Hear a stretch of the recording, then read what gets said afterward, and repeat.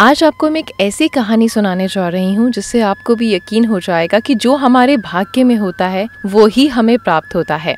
ये कहानी बहुत ही अच्छी है। एक समय की बात है, माता पार्वती और भगवान शिव आकाश मार्ग से कहीं जा रहे थे।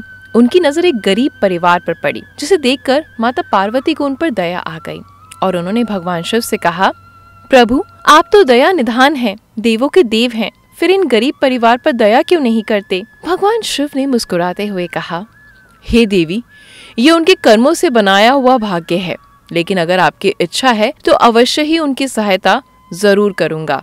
तब माता पार्वती ने उन गरीब परिवार लोगों को एक एक वरदान देने के लिए भगवान शिव को राजी कर लिया। इसके बाद माता पार्वती एवं भगवान शिव उस गरीब परिवार के समक्ष प्रकट हुए और उन्हें उनकी इच्छा अनुसार एक एक वरदान मांगने को कहा।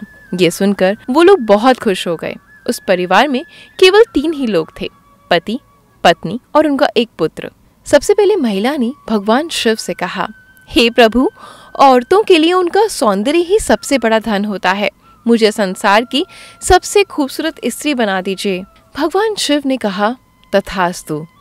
वह महिला एक सुंदर युवती में बदल गई। जब उस महिला के पति ने अपनी पत्नी को इतना सुंदर देखा तो वो मन ही मन सोचने लगा कि ये मुझे छोड़कर कहीं चली न जाए। इसलिए उसने विचार किया कि क्यों न इसे एक रूप राक्षसनी बनाने का वरदान मांग लूं। और उसने भगवान शिव से कहा, प्रभु मेरी पत्नी को एक रूप राक्षसिंग बना दो। तो भगवान शिव ने तथास्तु कहा और वह सुंदर स्त्री एक राक्षसनी में बदल गई। अब उस महिला का पुत्र अपनी माँ को उस भयानक रूप में देखकर बहुत डर गया और जोर जोर से रोने लगा। तब भगवान शिव ने कहा, पुत्र अभी तुम्हारा वरदान बाकी है, तुम अपना वरदान मांग लो। तो उस पुत्र ने रोते हुए कहा, प्रभु मेरी माँ पहले जैसी थी, उसे वैसा ही बना दो। भगवान शिव ने पुनः तथास्तु कहा और वो महिला अपने वास्तविक रूप में आ गई। तीनों लोगों के द्वारा वरदान मांगा जा चुका था, परंतु स्थिति वैसी ही थी जैसे कि वरदान मांगने से पहले थी।